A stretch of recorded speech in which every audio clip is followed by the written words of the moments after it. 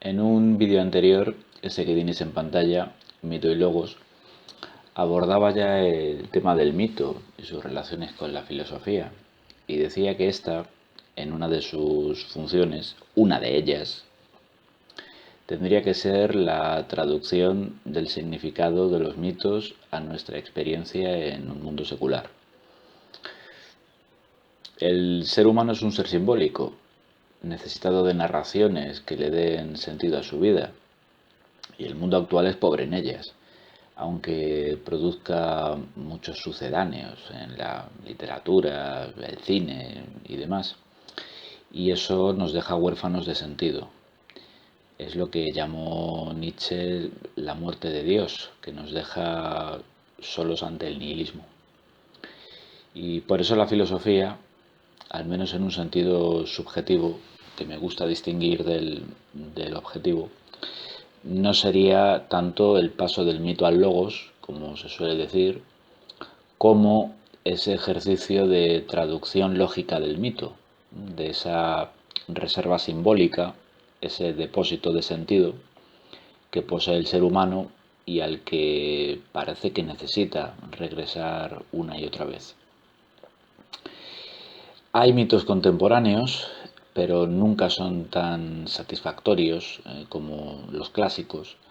Son formas residuales, mientras que aquellos, los clásicos, tienen algo de primordial, ofrecen una forma más pura, algo que parece reconciliarnos con cierto sustrato antiguo en nosotros que de algún modo exige satisfacciones.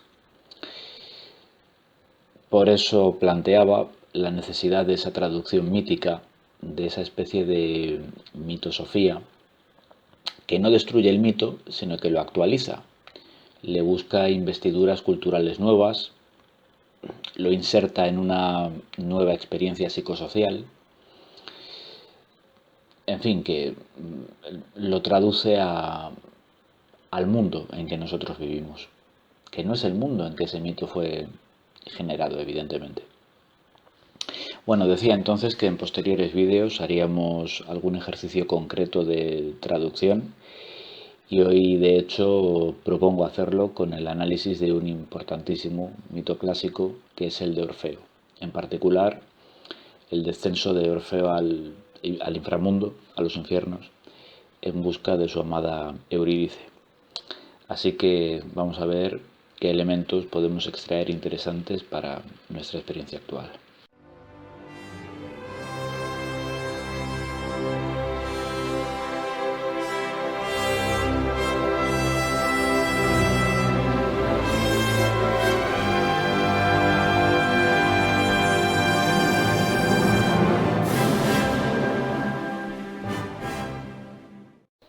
El mito de Orfeo es un mito que podríamos llamar matricial, un arquemito, un mito por antonomasia, porque no se limita a contarnos una determinada historia, sino que es uno de esos mitos que estructura, por así decirlo, nuestra visión del mundo y es vertebrador de ciertas narrativas. Y es curioso porque este es un mito que quizá en origen no estaba llamado a algo así, por su propio contenido, pero el papel que ha desempeñado históricamente esta narración ha terminado dándole un papel tan relevante como es este. Eh, la historia del descenso al inframundo, que no es única en este mito, porque podríamos pensar ahora mismo también, por ejemplo, en el descenso al Hades de Ulises en la Odisea. Pero digamos que la historia de Orfeo es el modelo, el arquemito, como decía, por analogía con el arquetipo, es el modelo de catábasis, es el modelo de viaje hacia abajo, de viaje hacia lo profundo, ¿no? Ese descenso a los infiernos que después, de formas directas o indirectas, explícitas o explícitas, está tan presente en diversas mitologías posteriores. Y es un tipo de historia cuya asimilación, tiene lo que podríamos llamar consecuencias existenciales. Tiene que ver con los ritos iniciáticos, tiene que ver con la forma en que experimentamos simbólicamente una cierta transformación de nuestra conciencia a través de, bueno, de unas prácticas rituales y simbólicas que son de gran alcance. En principio, el motivo del inframundo, además, hay que tener en cuenta la relevancia extraordinaria que tiene por su influencia sobre el cristianismo posterior. En un principio, en la cultura judeocristiana, el infierno, tal y como ha sido entendido después, el concepto básicamente medievalizante del infierno, no estaba presente. En el Antiguo Testamento, es decir, para el judaísmo originario, está el concepto del Seol, pero el Seol es la tumba, el Seol es el hoyo donde se entierran los cadáveres, un hoyo además del que no vuelven. ¿eh? Este concepto de un amplio lugar metafóricamente espacial, subterráneo, no deja de ser una metáfora, no deja de ser alegórico, pero eso de que hay un depósito de las almas a donde éstas van a parar después de la muerte, es una idea que las religiones judeocristianas o el monoteísmo en general, tal y como lo entendemos hoy en día, ha tomado, tiene su origen en la mitología grecolatina. De modo que aparece esa estructura triádica que tantas veces vemos repetirse. En general en la mitología todo funciona en base a tríadas. Y aquí tendríamos una topología triádica, la distinción de tres lugares, ¿no? Este mundo, el mundo intermedio, el mundo de los vivos, donde se juega la tragicomedia de la existencia, un mundo superior, celeste, divino, un mundo de la luz, un mundo donde vamos a encontrar a Dios o a los dioses y diversas entidades inferiores, ¿no? Diversos númenes, diversos ángeles, mensajeros, como cada mitología los entienda, por supuesto, y un lugar inferior, un tercer lugar, que bueno, podemos llamarlo Hades, podemos llamarlo infierno, lo podemos llamar de diversas formas, pero siempre hace referencia a ese inframundo, ese lugar tónico, ese lugar asociado con la tierra, lo profundo, con las raíces, con lo misterioso, con la materia en última instancia, la materia, lo oscuro, lo opaco, lo refractario al conocimiento. Y algo que si lo celeste es la luz y es el conocimiento y es la idea de la salvación espiritual, aquí por el contrario encontramos elementos que tienen que ver con el regreso a lo natural, a lo profundo, abismal, oscuro, en cierto sentido, esa idea que aparece en mitologías arcaicas, el regreso al útero materno, a lo anterior a la existencia, a lo informe, a lo que todavía no está formado, desarrollado. Algo que existe de una forma larvaria, que ontológicamente tiene un estatuto menor, podríamos decir, o menguado, en todo caso. Bien, antes de pasar a cierto análisis, pues lo primero es hacer una somerísima exposición de este mito, de la historia de esa catábasis, de ese descenso de Orfeo a los infiernos. La historia es sabida, pero bueno, recordémosla. Perdón. La amada de Orfeo, Eurídice, se topa en un paseo con Aristeo, quien intenta violarla. Ella huye y en esa huida, bueno, según algunas versiones, esto a veces difiere, pisa una serpiente que la muerde, una serpiente venenosa, que la muerde y ella muere como consecuencia de esa mordedura envenenada. De modo que, como todo el mundo en la mitología griega, porque no hay una distinción entre buenos y malos, justos y pecadores en este sentido, del cielo e infierno, las almas de todos los difuntos descienden al Hades invariablemente, que no es tanto un lugar de castigo como lo decía antes, es ese depósito de las almas, a donde todas van a parar tras la muerte, y allí se encamina resueltamente Orfeo, que desciende al Hades porque quiere recuperar a Eurídice, quiere traerla de vuelta al mundo de los vivos, algo que en principio está prohibido, está taxativamente prohibido.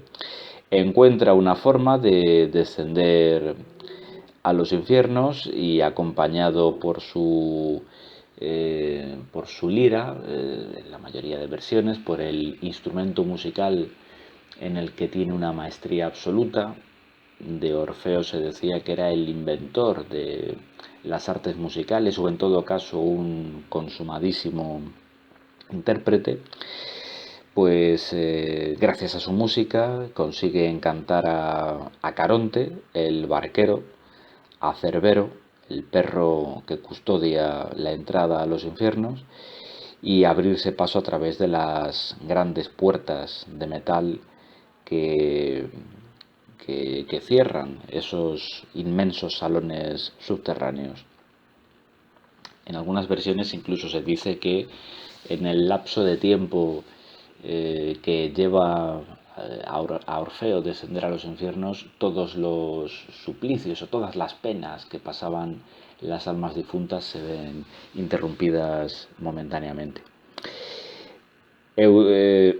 Orfeo, perdón, consigue ablandar incluso al mismísimo Hades, al dios que reina en el inframundo, y gracias a eso le es permitido rescatar a Eurídice y llevarla de vuelta al mundo superior, pero eso sí, con una condición que tiene que cumplir a rajatabla y que es un elemento fundamental para entender este mito, por supuesto. En su ascenso hacia el mundo de los vivos, en su ascenso hacia el mundo de la luz, en esta especie de parto que está teniendo lugar, porque salir de la tierra es una metáfora del parto, del alumbramiento. Orfeo no puede mirar atrás, en ningún momento puede volverse para asegurarse de que Eurídice le está siguiendo. Tiene que tener fe. Él tiene que creer que ella lo está siguiendo, porque de lo contrario, si en algún momento duda y mira hacia atrás, Eurídice descenderá de vuelta y de forma irremisible a los infiernos. Eurídice está siguiendo por una oscura y empinada galería a Orfeo, siempre hacia la luz, va guiada por el sonido de su lira, pero en el momento en que llegan hasta los primeros rayos de luz solar, donde estos penetran la tierra, Orfeo no puede resistirse, duda, siente la incertidumbre, se gira para comprobar que Eurídice en efecto lo está siguiendo y en ese momento la pierde para siempre.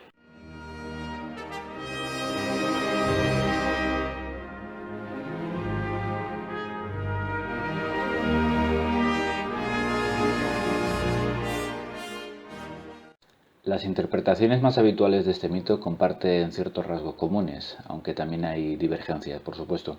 Orfeo es considerado hijo de Apolo y de la musa Calíope.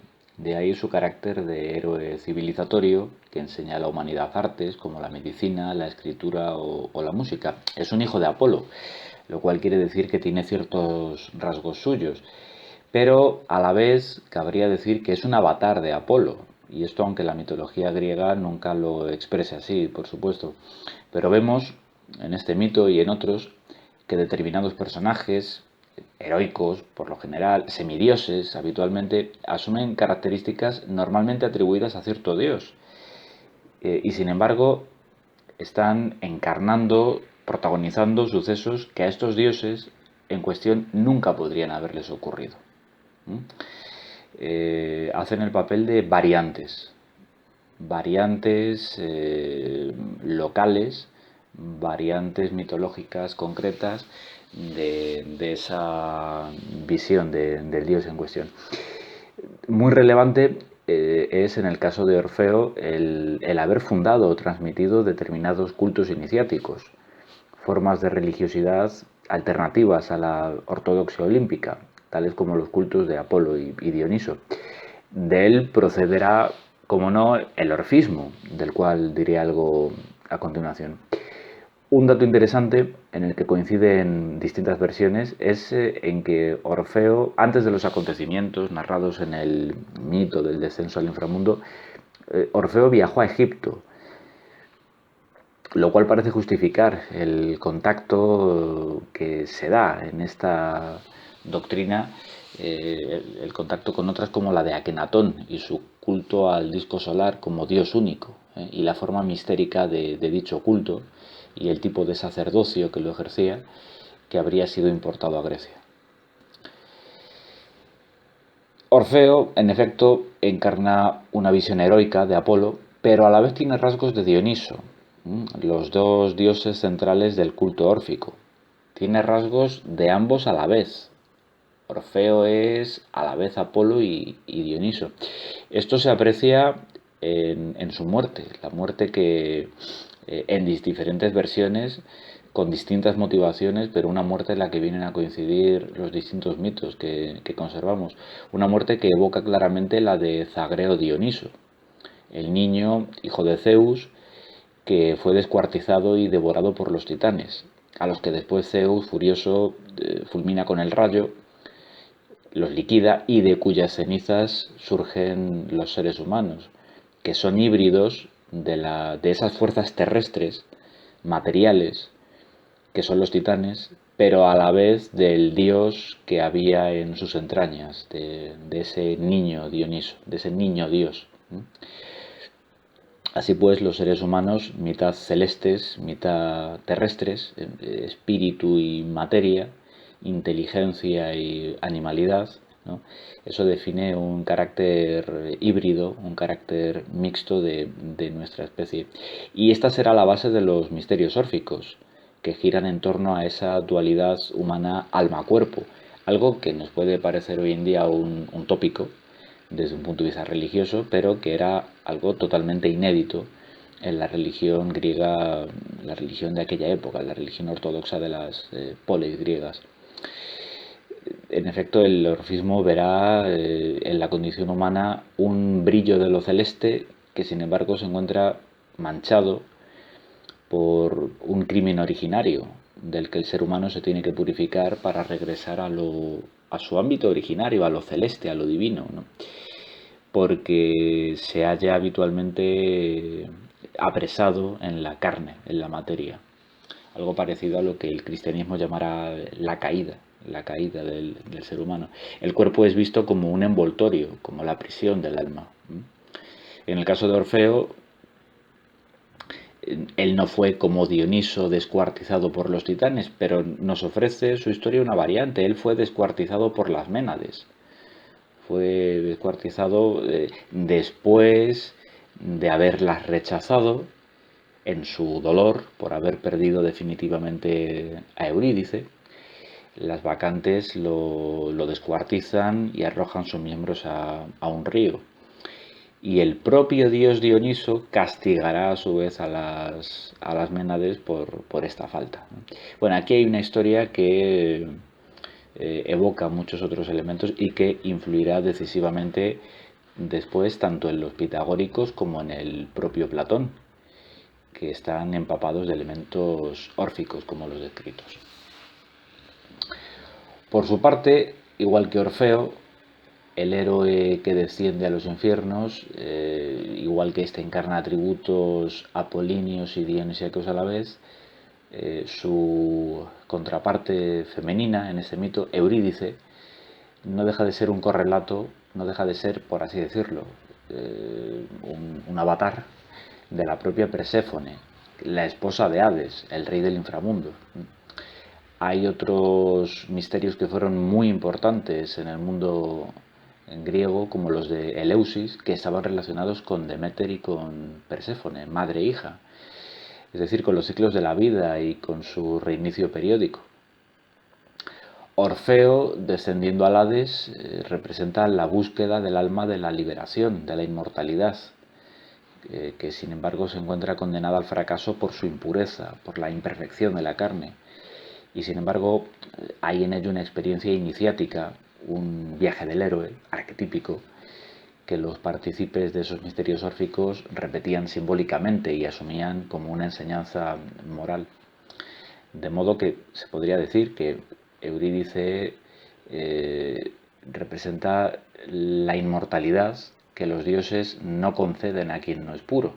Es el grial de la mitología cristiano-céltica medieval, ese grial que se niega al caballero que no es lo suficientemente puro, que no ha alcanzado esa cuasi santidad. Perséfone, la diosa, se ofrece a sí misma periódicamente como naturaleza, como vida, como primavera, resurgir.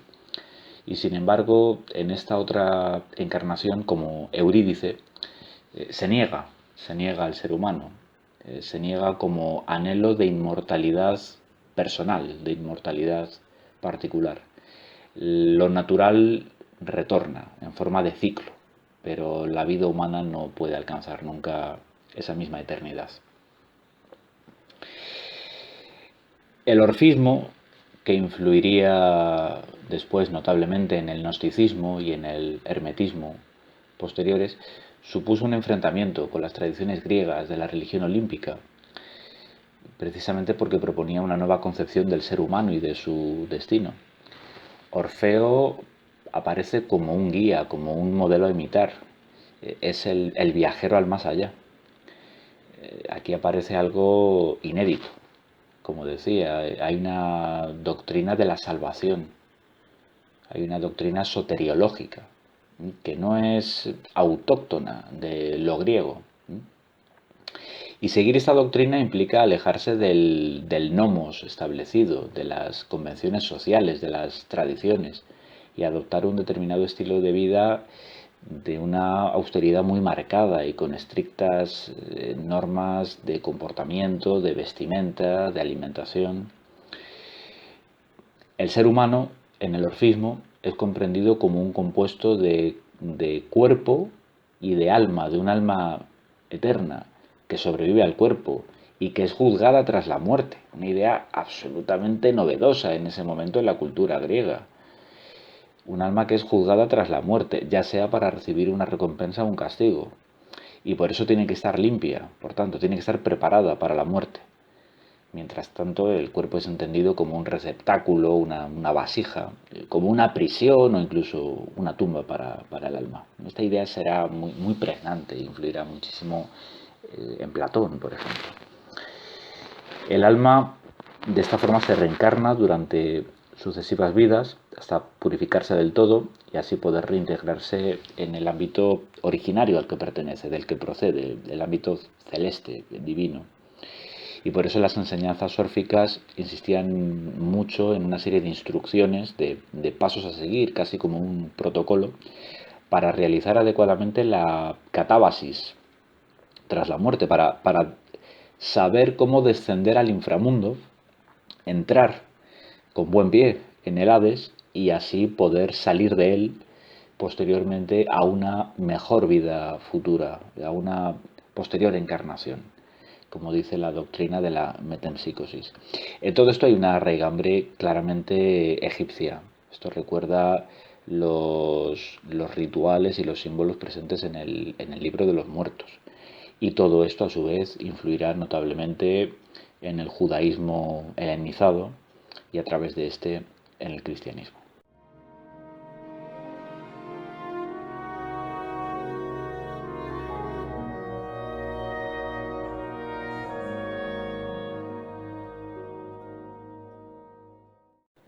Las interpretaciones tradicionales de este mito han querido ver en él algo optimista, si se puede decir así, el aspecto trascendente y esperanzador del mismo. En general siempre se ve el lado luminoso de lo griego, y tenemos la imagen de que ellos mismos se veían así. Yo creo que lo griego es mucho más oscuro y siniestro, más brutal y descarnado. Por lo menos el mundo anterior al racionalismo ático y al mundo alejandrino posterior. Los griegos aceptaban la vida como venía, con lo que tenía de terrible y en general hay en ellos más una economía del consuelo ante lo pavoroso y terrible que esa, en fin, tan tópica y manida alegría de vivir. Creo que por ahí va el Nietzsche del nacimiento de la tragedia y no sé hasta qué punto él mismo y sus sucesores terminaron después idealizando demasiado lo griego. Pero bueno, la clave del sentido más profundo del mito de Orfeo y Eurídice, creo, está en su clímax, que me parece muy mal interpretado. Quizá lo ha sido desde siempre por la propia tradición, que quiso ver en él esa supuesta trascendencia y de hecho fundar sobre ella una nueva religión. La pregunta que hay que hacerse, a mi entender, es ¿por qué Orfeo pierde a Eurídice? Ya dije antes algo al respecto, siendo un tanto conservador hermenéuticamente, pero ahora hay que profundizar un poco en este asunto. Según Platón, y la observación es muy interesante, Orfeo pierde a Eurídice por cobarde, por no haber muerto por amor a ella, para poder regresar con ella, descendiendo él también al Hades como difunto, sino que al contrario quiere recuperarla en vida, es decir, que sustituye la decisión y el sacrificio que tendría que haber asumido por un ardiz, y este le sale mal, porque no se puede engañar a los dioses, o lo que es lo mismo, no se puede engañar a la vida. Los dioses son su encarnación, su personificación. Por eso dice Platón, los dioses en realidad nunca le ofrecieron a Eurídice, o Hades, bueno, nunca le ofreció a Eurídice, sino su imagen, una réplica. Es decir, que los dioses han jugado con Orfeo. Creo que hay que seguir por este camino y explorar hasta dónde nos lleva para saber qué sentido puede tener este mito para nosotros hoy, qué rendimiento filosófico podemos obtener de él. Empezaría planteando la topología que sienta este mito, es decir, la ordenación espacial, que no es ya espacial, sino ontológica. Aquí lo espacial aparece como una metáfora de unos ámbitos del sentido.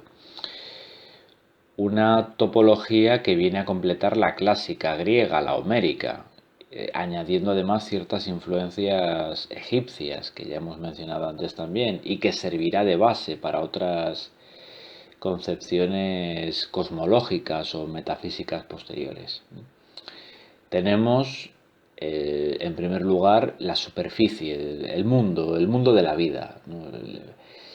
El ámbito de la conciencia, de la racionalidad, del alma, donde se encuentra Orfeo en un comienzo.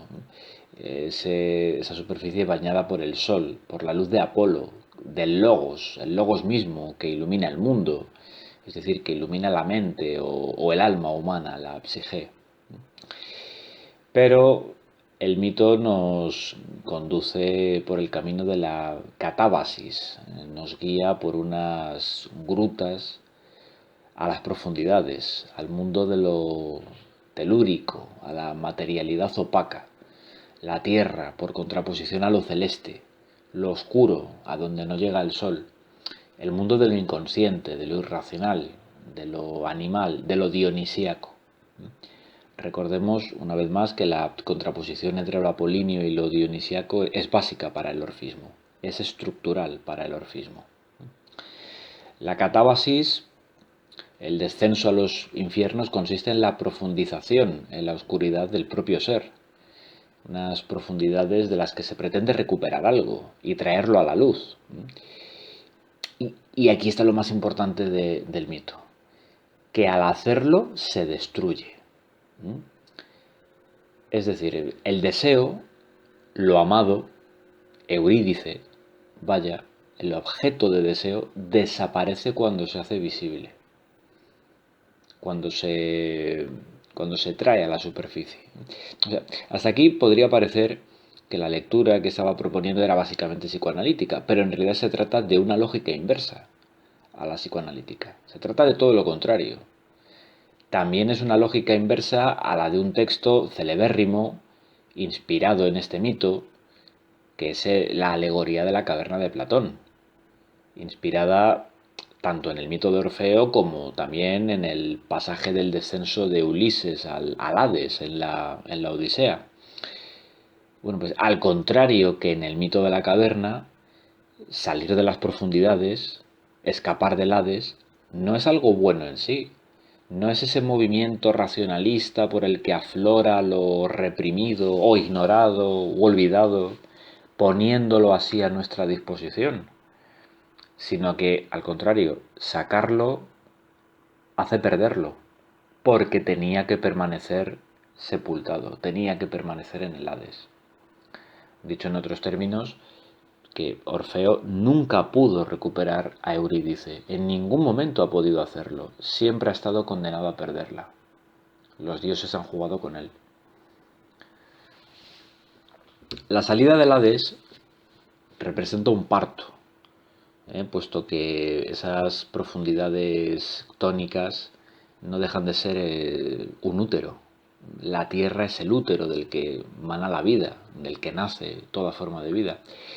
Podríamos ver en ello, como lo hizo el orfismo, la metáfora del nacimiento a una vida superior. Y sin embargo, insistamos en ello una vez más, en este sentido profundo del mito, cuyo desenlace, ¿no? Cuyo clímax nos da la clave. Ese parto se ve abortado. Lo que se nos está contando aquí no es un alumbramiento a una nueva vida, es un aborto. Eurídice no consigue salir de los infiernos, nunca ha podido salir de los infiernos, y ello es consustancial a este mito. Y por si fuera poco, a continuación Orfeo también muere. Orfeo es despedazado por las Ménades mientras se muere de pena porque no ha podido recuperar a Eurídice. Es decir, que aquí lo que se está contando es un fallo en la economía del deseo. Hay un deseo malogrado. Demasiado fácilmente se podría entender todo esto como que, bueno, no se debe mirar al pasado, que querer recuperar lo que hemos perdido es imposible y conduce al desastre. Que quizá para conseguir algo hay que dejar de desearlo, hay que olvidarlo, que es precisamente lo que Orfeo no hace cuando mira hacia atrás, cuando quiere asegurarse de que Eurídice viene siguiéndolo. Así pues, estaríamos ante el típico mensaje trágico. Hay que, quiero decir, intentar cambiar el destino, lo único que consigue es cumplirlo. Precisamente cuando intentamos evitar el destino, lo cumplimos, lo realizamos. Y así tendríamos además paralelismos, por ejemplo, entre esta historia y la historia bíblica de Edith, la mujer de Lot, que se gira cuando están huyendo de Sodoma, se gira para contemplar la ciudad ardiente de la que están escapando y al girarse se convierte en estatua de sal, porque Dios les había advertido que no miraran hacia atrás, es decir, que olvidaran lo que estaban abandonando, que lo dejaran atrás, que se desentendieran para siempre de ello. El mensaje, tanto en un mito como en el otro, sería, así pues, que hay que dejar ir lo pasado, porque no volverá. Y querer permanecer en lo pasado obstinadamente paraliza la vida, la retiene, la osifica y finalmente la mata. Y por eso Eurídice, si hacemos caso de Platón, lo que dice en el banquete, en realidad Eurídice en ningún momento ha sido ella. Es una sombra, es un simulacro. Es decir, es un recuerdo, es el recuerdo que Orfeo tiene de ella. Y por atarse a al recuerdo, Orfeo pierde incluso eso, pierde hasta el propio recuerdo de Eurídice. Y con ese recuerdo va a perder incluso su propia vida.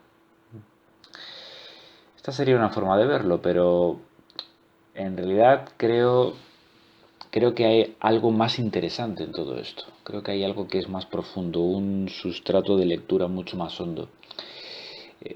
En este mito que decía al principio que es matricial, que es un arquemito, si se me permite la expresión, encontramos una metáfora de lo que es el mito en sí, el mito en general, el mito en cuanto mito. El mito es una evocación de la naturaleza perdida, del deseo espontáneo, animal, precultural, ese deseo que, por su propia naturaleza, permanece en una región oscura.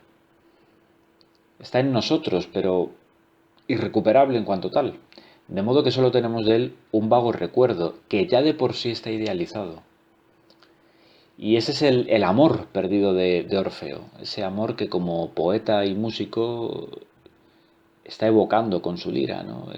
Su amada, Eurídice, ha muerto, y él canta a la memoria de su amada, pero quizá más que evocar ese recuerdo lo está creando, en realidad.